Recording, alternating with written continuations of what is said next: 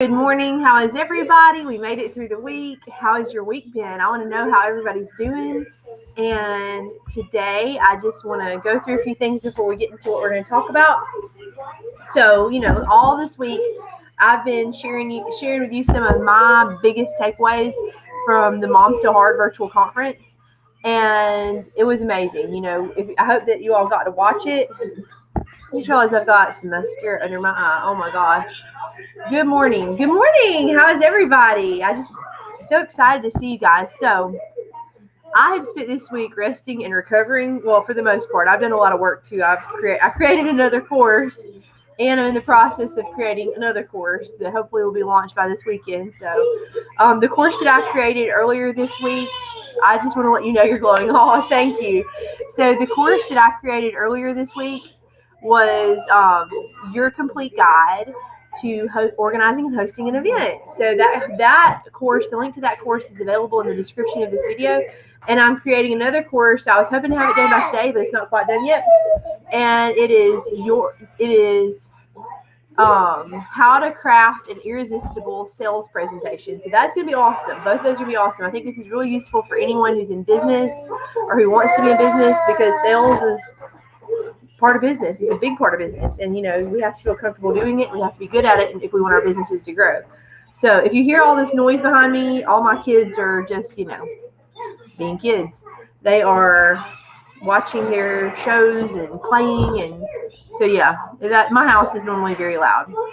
So today I just wanted to go into something. Today I just wanted to go into something. As far as one of my takeaways from the conference, and that, like I said, that's what I've been talking about all week. So Lisa Canning was our first speaker this past Saturday, and she spoke at 9:30 in the morning, and her talk was incredible. So Lisa is a mom of 8, and she's actually expecting her 9th in January, and she was an interior designer on HGTV. She was featured on Property Brothers. She had a show that was just worldwide. She had an amazing career, but she was also growing her family at the same time. And she talked about her minivan meltdown, what she calls kind of basically her come to Jesus moment, where she just realized she was overcommitted and she was not doing well in any area of her life. She was not, this story sounds all too familiar to me and to a lot of people, but she was her minivan meltdown. She said she was sitting in her messy minivan, and she was just like a week postpartum from her 4th child, and she had brought her child, who was 7 days old, to a construction site because she felt like she had to do it all. She felt like she had to prove something. That was her big thing. She said, I was always trying to prove myself. And anytime we're trying to prove ourselves, we're going to mess up. We are going to fall flat on our face because our approval has to come from within. Do you know that? Okay, that was a big lesson for me. We have all the answers that we need inside. But, Lisa talked about how she transitioned from this corporate interior design world to working from home. And she did interior design for a while from home. And then she later started coaching moms on, hang on, almost done. In a minute when I get done. So she coaches moms on how to show up as a good mom and make their dreams come true at the same time. And actually, I've got her book right here. Her book is The Possibility Mom. And the subtitle, hang on. The subtitle is How to Be a Great Mom and Pursue Your Dreams at the Same Time. And I just really love that message. I think it's awesome. Can you hang on a minute, please? I'm almost done. In a minute. Hang on. My little girl wants to sit in my lap. Just ignore her messy hair. So yeah, this is Lydia. Lydia, say hi.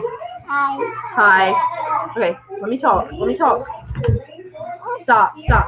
Okay, so this is empty. I'll have to get you another one. Okay, I will in a minute.